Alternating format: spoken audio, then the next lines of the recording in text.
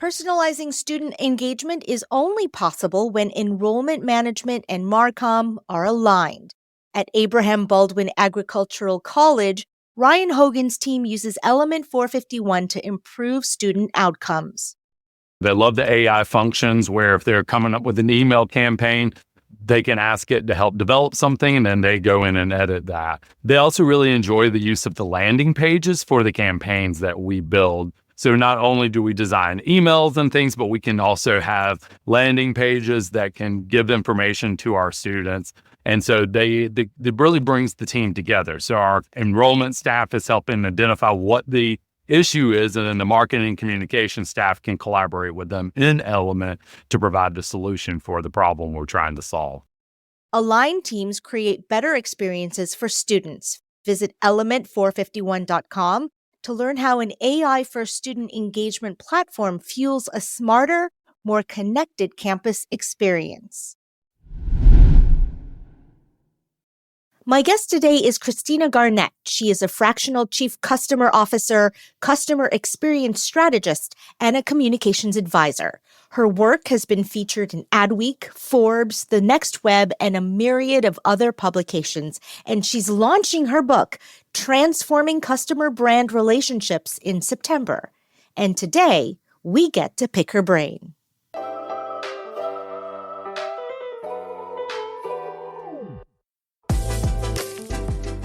Welcome to Confessions of a Higher Ed Social Media Manager. I'm Jenny Lee Fowler, award-winning social media professional, author, and podcast host, and a recognized voice across the social media marketing industry.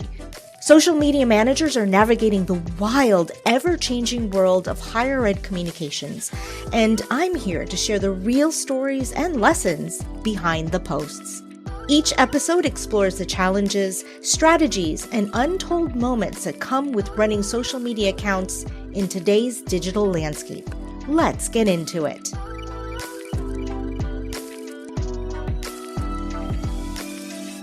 Christina, my dear friend, welcome to the podcast. Thanks for having me. I'm so excited to chat. Yeah, me too. I've been wanting to actually have this episode for a while, so thank you so much for coming on. So you and I met on Twitter, like literally you and I first connected on Twitter in 2019. That's wild. I still have a screenshot of that first interaction we had. But, you know, I know a lot of people still say Twitter because they don't want to say X. But for me, Twitter and X are totally two different platforms. Yeah, sadly. Can you kind of talk to us about like the difference between what Twitter was and what X is now? Yeah. This is going to sound like I'm mourning a little bit. So if it does, it's because I am. I'm still mourning Twitter. Oh, you and like me professionally. Both. You and me both, sister. Yeah. So Twitter, for better or for worse, it did feel like this connective tissue between all of us talking about like what was on during the Super Bowl or what like major news events or everything else. And it became this third place for so many of us. Like we talk about the diminishing of third places and how the online communities have kind of become that place for us.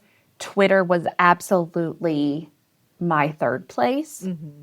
And I think it saved a lot of us during the pandemic, especially in the social space, because I was doing social strategy when the pandemic hit. I was 100%. Yeah. I was like doing social listening and like call outs every 30 minutes and like having to figure out what things look like before we made any announcements for any brands I was working with to see like, is this basically throwing something into a minefield or is this a safer space? And so a lot of us were essentially being paid to be plugged in because we had to know what was happening like to the letter. And so how do you take care of yourself when you can't unplug? You find other people. You trauma bond with others who are going through the exact same experience. That's exactly what it was. Yeah. And so Twitter very much was this like trauma bonded community of people who were like, I feel alone. I'm going through this. I don't know how to talk to other people about this, but I see you and y'all are my compatriots and you're kind of going through the same issues as me. And so like, let's connect. And I feel like it's between that and like marketing Twitter, so many of us looking back, we've had so many opportunities. We've all grown. We've all connected. It's really blossomed into this beautiful thing. Meanwhile, X has turned into this like misinformation machine. I don't know how else to call it. It's definitely a misinformation machine where things are presented and then like literally the next post under it will be like at Grok, is this true? It feels like X is where critical thinking goes to die. And so That's a good, yeah. Mm-hmm. It feels like we went from a third place to, I don't know, just this. I mean, I'm still there because I'm going to be like the musicians on the Titanic, just hoping that. Yeah, I will agree. I'm not probably not leaving X, but it just feels different because I feel like the audience is different. It is, yeah.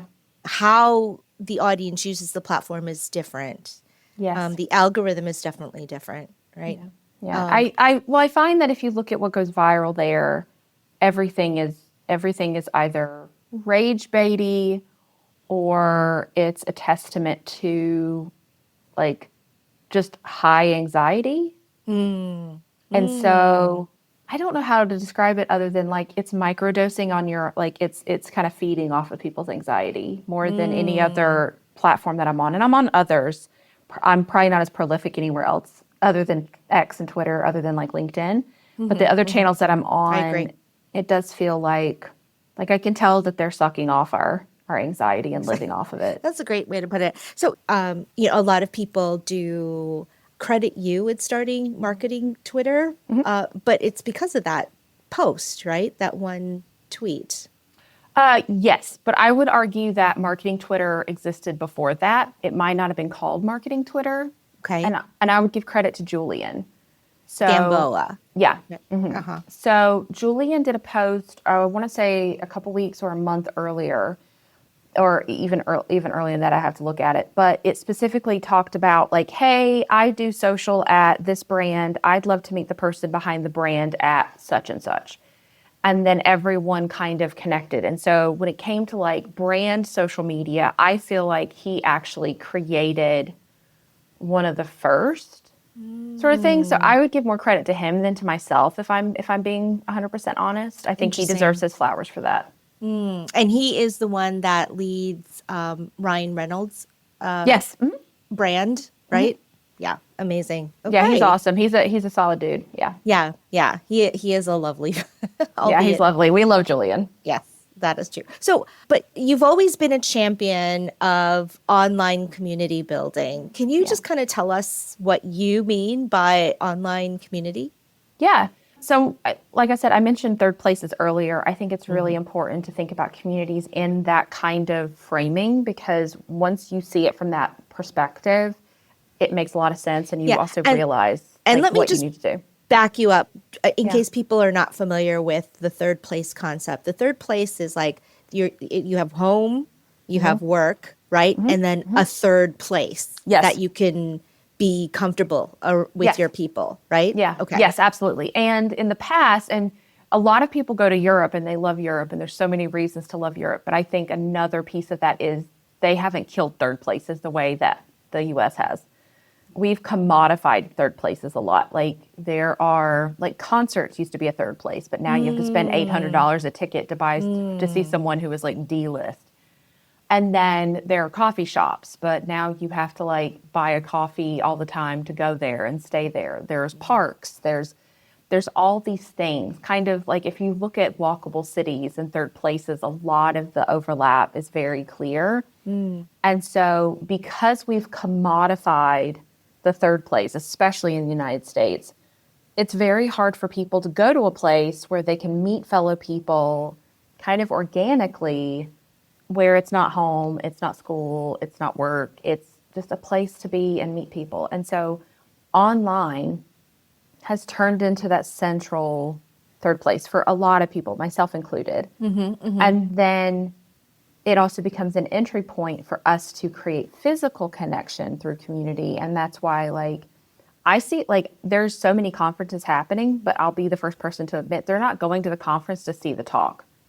They're going to the conference to meet the people who are also going to be there and be like, oh my God, you're going to be there? I'm going to be there. Let's have a coffee. Let's meet. Let's da-da-da-da-da. So true. It's so true. You want to see the people in real life that you met online. Yes, 100%. The whole, like, don't meet your heroes, or like don't meet people online. Like absolutely meet your Twitter friends, meet your people. But that's what we're doing, is we're connecting initially we're basically having the first date online. Like, do you get it? Do you think I'm funny? Are you funny? Can we hold a conversation? Great.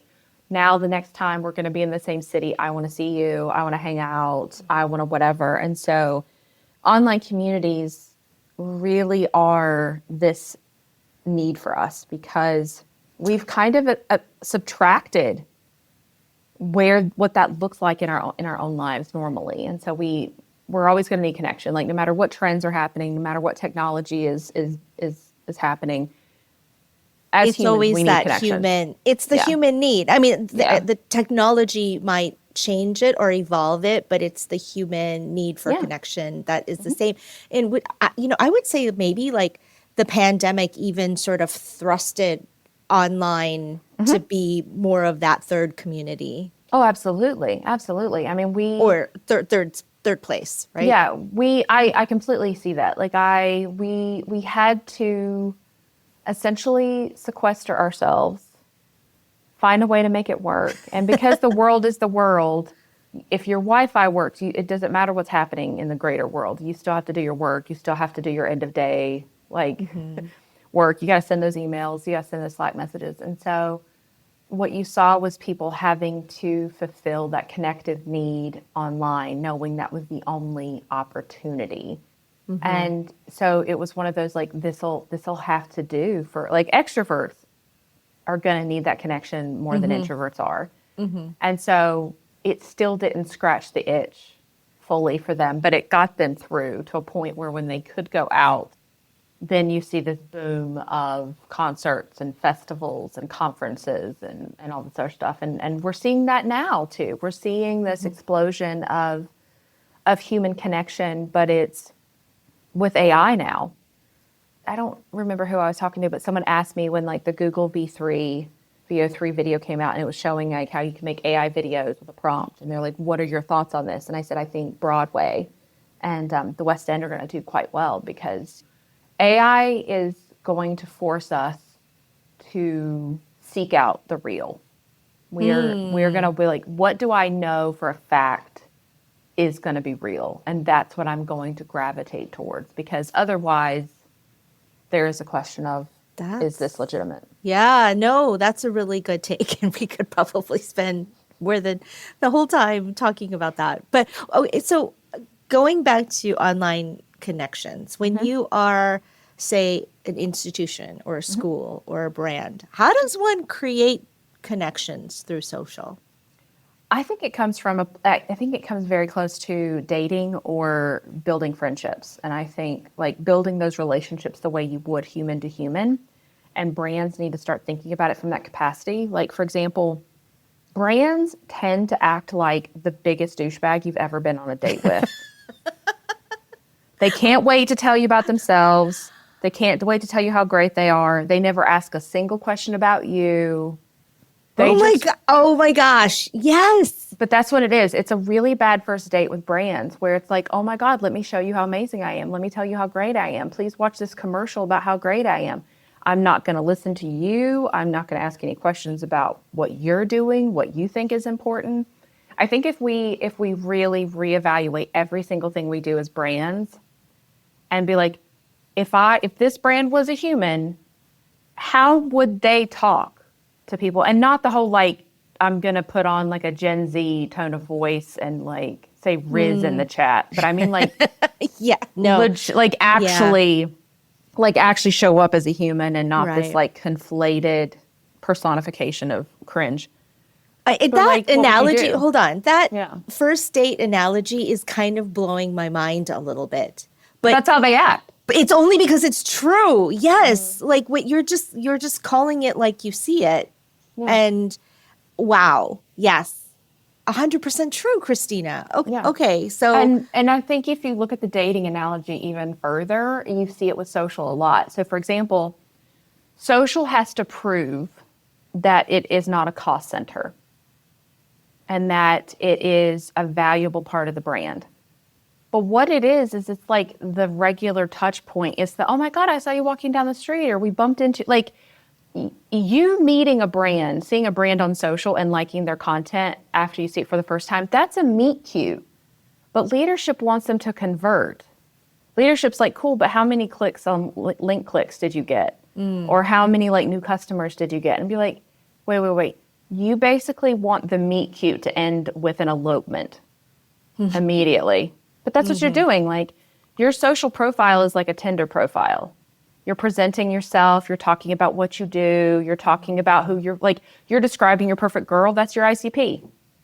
Or your persona. Yeah, or your persona. Like, that's what you're doing. And so... And we're not courting our customers or our applicants. We absolutely don't, but we want them to love us. Every brand wants raving fans and wants people who are loyal to them. And then they're like, and in return, I will do the absolute bare minimum. We do sound like a jerk. But that's what it is. It's like brands want fandom. They absolutely want fandom. They want advocacy and they want loyalty. But they're not willing to do the tiny micro moments that would build that relationship. So like, if you're in a relationship, like you can have like the grand engagement, you can have like the big, powerful moments. But like, if you talk to anyone that absolutely loves their partner, it's the little things that their partner does that they actually love. It's the Hubs went to the store and he saw my favorite drink while I was there. And so he grabbed me one and I didn't ask for it.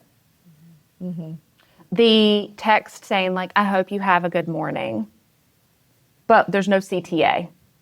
So how does that translate to an online interaction or engagement? You need to be authentic and actually care. Like, you need to be listening. So like, you need to be doing social listening. Like, just like you would ideally, hopefully be listening to your date to learn more about them and to actually care about them. Yes. Brands should be doing social listening. Christina, I'm so glad you said that, because I keep telling people that in a person-to-person relationship, listening is a really, really important aspect of any relationship. And the same goes to online relationships. Oh, yeah, absolutely. Listening is just as important, right? Oh, yeah. And it's the listening that you do that can inform your content or future interactions. Can you talk about that a little bit more? Yeah, absolutely. So think about it this way. When you are online, you don't have to do the everything shower. You don't have to do your hair and makeup. You don't have to pick out a nice clothes. Like, you could have the messiest bun, your blue light glasses on, you're sitting behind your desk. You got 3 different types of drinks beside you because it's one of those days. But why are you calling me out like that? It's just like, I am that stereotype, but it's if you can't show up when you don't have to do all the bells and whistles, how can they expect you to show up when you have to do all the extra too? It's the showing up. It's the listening. I think so many brands, they want so much attention, and I absolutely get why. Like, I get the motivation and the reasoning behind all of it. But I find that so much of it comes down to, we want a process for like, how do we do this? And we need it to be scalable, and we need it to be automated, and we wanted it to be all these things. And we have subtracted and sacrificed our own humanity for the sake of scalability and efficiency. And AI, we were doing this before AI became a thing. Now AI just makes it easier for us to be scalable and automated and non-human. And so I find that the brands who are chasing that specific goal, you can't be the human in the room when all you're thinking about is, well, I need to talk to this person, and I need to talk to that person, and I need to make sure that person has what they want. Because what it does is it feels very robotic, and it feels like every single conversation you're having is a part of your to-do list, instead of like, we're going to do this. So for example, how many brands will show up for you the way a friend would? Like, how many times have you had a friend reach out and be like, hey, I was thinking about you?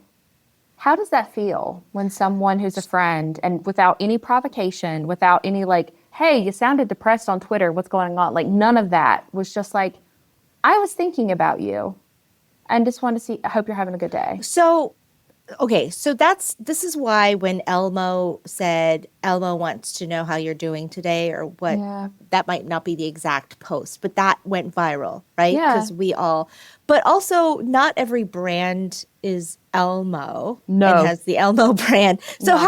how do you do that in your own brand voice and show that you're authentic? Brands need to realize they need to look at their current customer experience, because most brands will be very hyper legitimately critical of their brand tone of voice, how they sound on social. But then they don't make sure that other departments also have that same share of voice. Like sales, So like start there, right? start there and see like how are they the same. So for example, if you have a brand that on social is incredibly funny and only talks in memes, and then you talk to the sales team and like the whole sales team are like MBAs. I know they're not speaking the same language. And so it feels like two very different brand experiences because it's completely disjointed. And so I find that the more work I do, the more it's so obvious to me that silos are the biggest enemy of brands. Because they literally you're creating obstacles that make it harder for your team to connect with your customers as you are growing. So as you are growing, you are not only creating layers and silos, those layers are becoming between you and your customers. And so you feel distant to your customers because you are distant to your customers.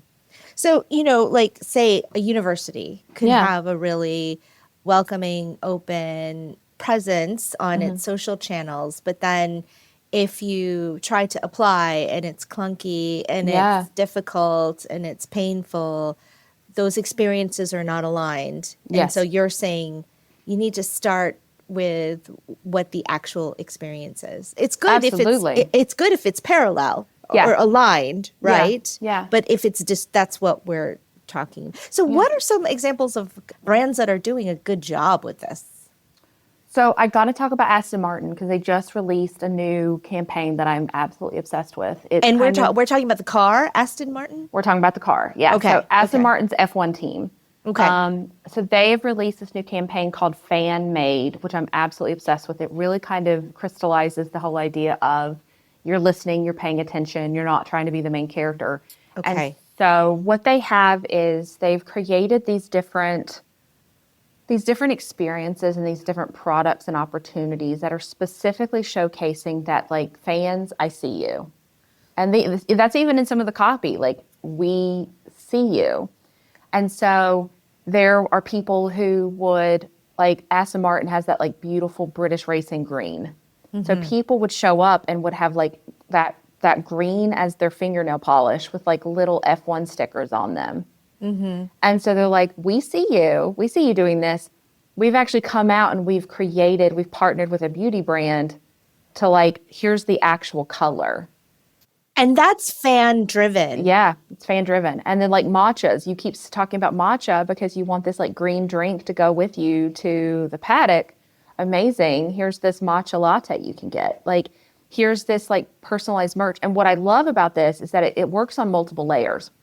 One, as a woman who is in a cool. lot of in a lot of fan spaces, I hate feeling like in order to be seen as a fan, you're going to give me something, but it's pink. Girl.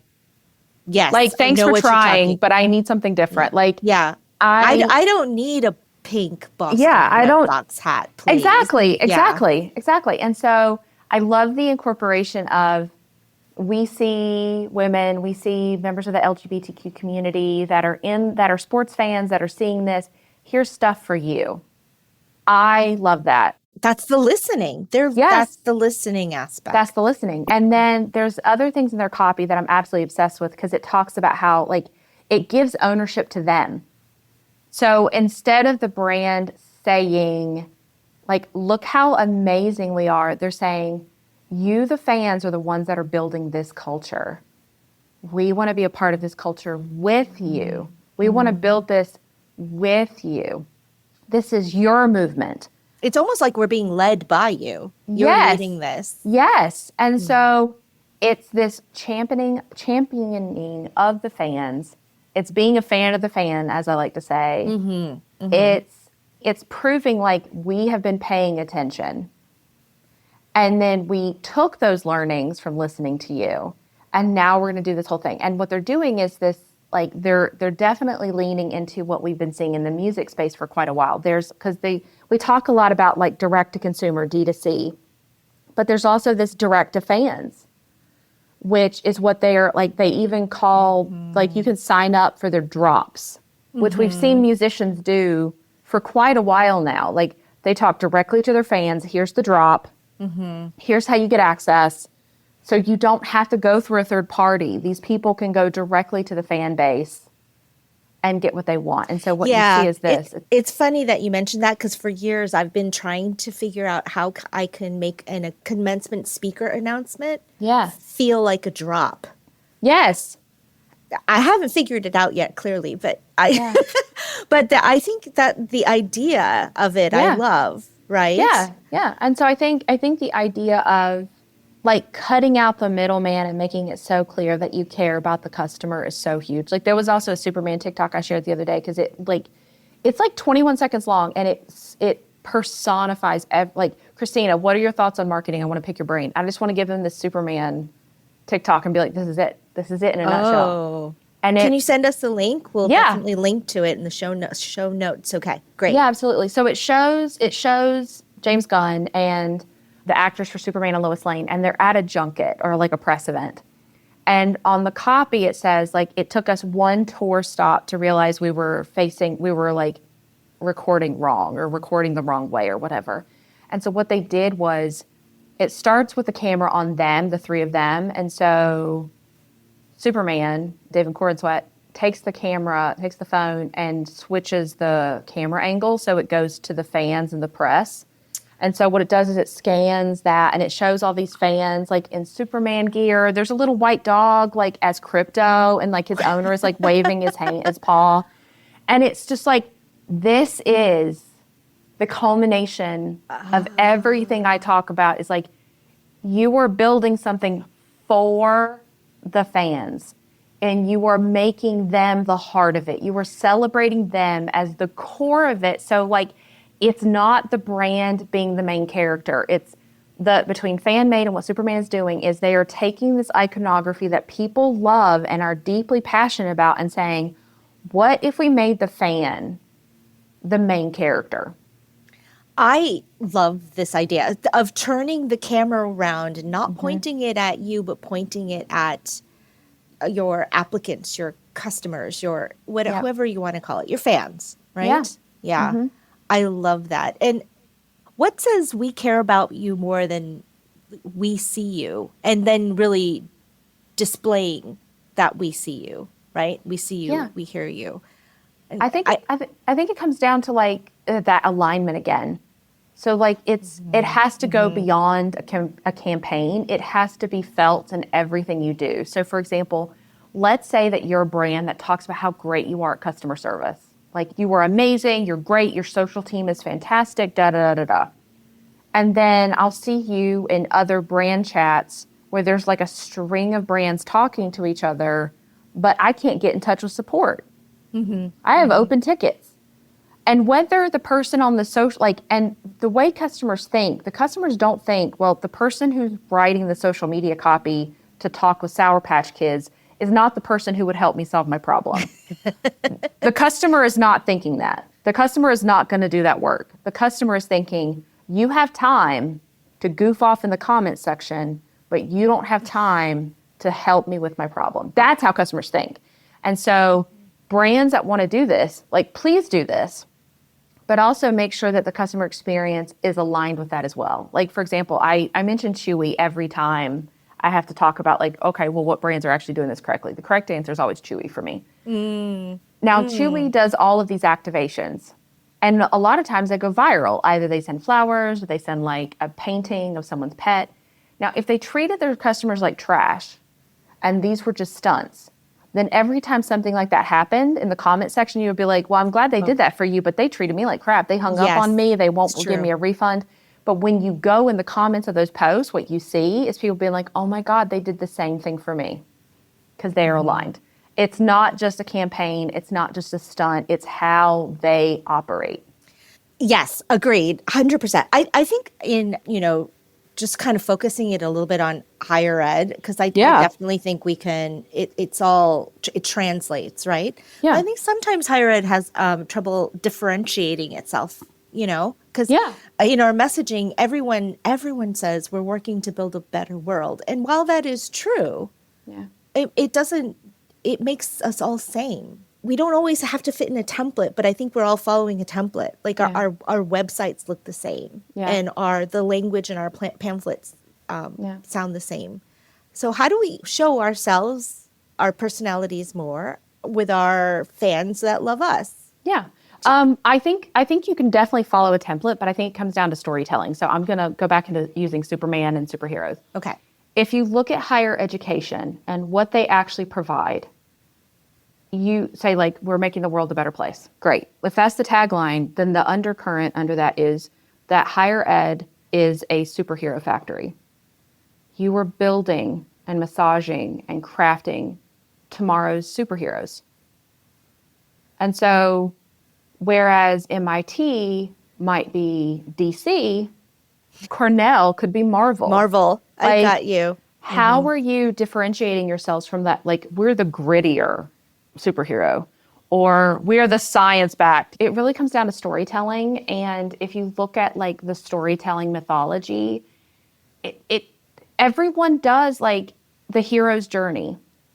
Like the hero's journey as a storytelling device has been around forever, and it's going to continue to be around forever. So if there's a template to be used, use the hero's journey. Because it works. Yeah, it works. And so if the student is the hero, then put them through the hero's journey. And what are their challenges, and what are they facing, and how are they persevering, and how are they winding up on the other side?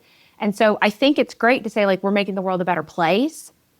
But I think that the issue is that you got to show, don't tell. And then there's a lot of schools who don't even tell. You got to write, you got to build that story. So it's like, all right, if you have a hero's journey, what does that look like? Is it the person who came from an impoverished background, who would not have been able to go to your school unless they had a free ride, and now they're a Rhodes Scholar, and they're like coming up with a vaccine for something? I think also like lean into what makes your students, right? Absolutely. Or like really lean into what makes your institution your institution. Like absolutely. Every university has lore, right? Yes. Yeah. Yeah. And you have your fans. Like for every school, there is a person that is their dream school.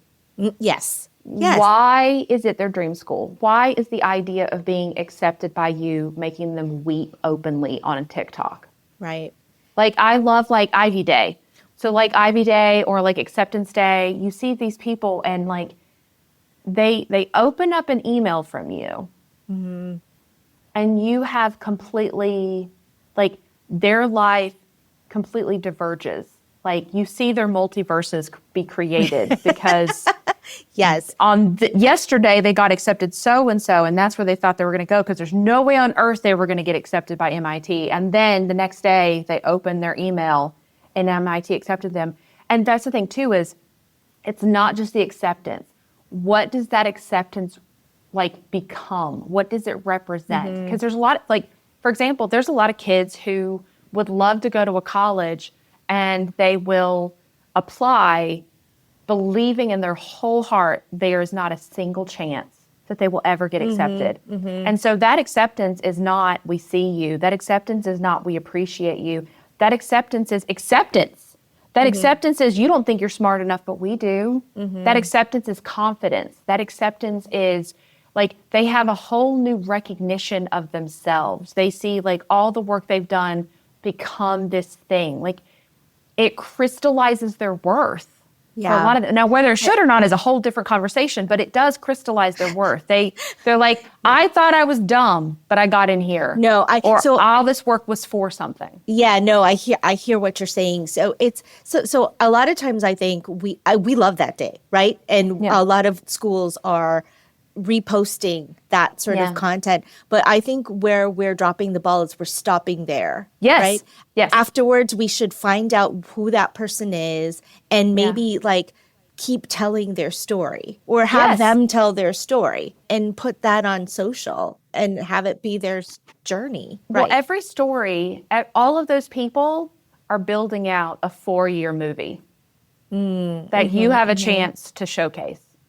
Like every single student is building their own masterpiece. And so like what could be cool, like if you really want to be a cinemaphile is, all right, this one student there, they love Wes Anderson. What does a Wes Anderson 4-year movie look like? Yeah.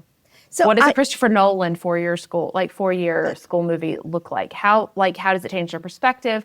How do they see the world?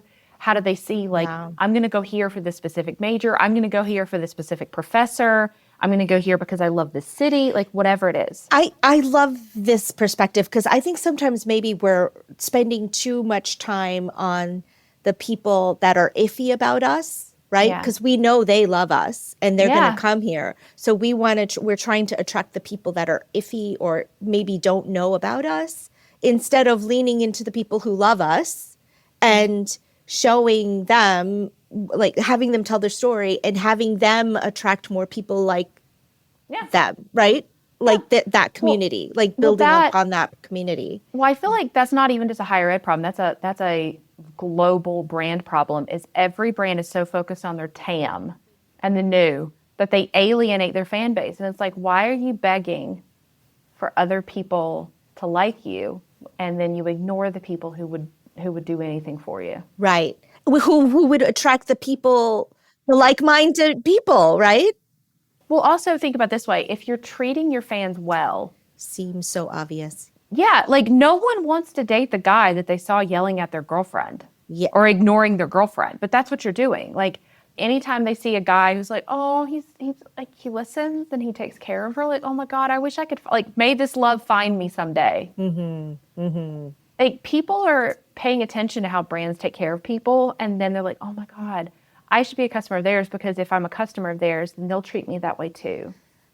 So true. It's so true. But it comes down to human behavior. It comes down to, I think that we as brands and professionals, that we forget that what we are doing is we are conditioning people to how they can expect us to treat them, not realizing that's exactly what we're doing. So if you ignore your diehards, and you, like, let's say that there are people in your comments who are like, oh my God, I love your product. Oh my God, you're amazing. Or this is great. Or I'm so happy to be a customer. Or can't wait for this or whatever. And you ignore them.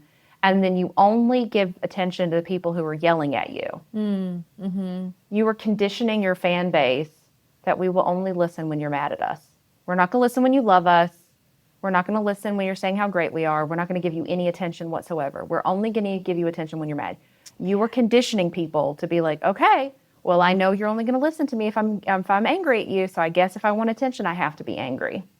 And that's what you're doing is you are conditioning your audience's behavior, whether you realize it or not.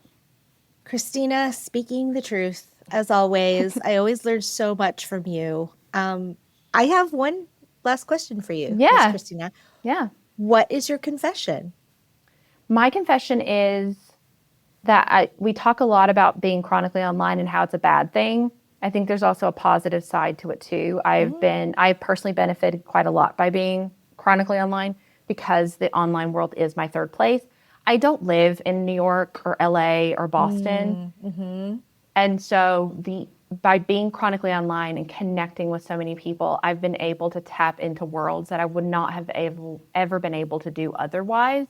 And so, like, my husband jokes that, like, all of my friends are a plane ride away because they are. Like, they are. Like, I'm going to go to London next week, and I have more friends in London than I do in, like, the city where I live. And so, but I have that because I'm chronically online, and I've connected to so many beautiful, wonderful people. And so that's how I found my people. My people were online. And so I think we need to have, like, healthy benefits and boundaries and stuff like that. I'm definitely not saying, like, please spend every waking second you're awake on the internet. But there are positives to the connections that you can build through that ability to be chronically online. I love that. I love that, like you're saying, online does not equal toxicity wholly. It doesn't have to, no. Right. If you build that community, it's actually a really nice, safe place. Right? Yeah, it can be. You just have to set those boundaries, and you have to curate that experience for yourself. Yes, brick by brick, but yeah. But you can. It's possible. Yeah. Well, I love that. I love that very much. Christina, I am so glad that Twitter brought us together. And it's wild to think it's been 6 years now. That's wild. I know. And it was such a great conversation. Christina, thank you for your time. Thanks for having me. Thanks for listening to Confessions of a Higher Ed Social Media Manager. This show is a proud member of the Enrollify Network, home to Higher Ed's largest collection of podcasts.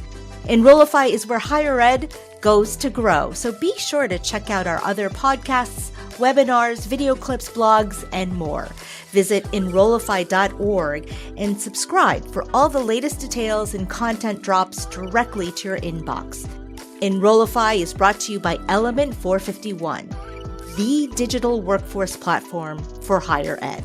Learn more at element451.com.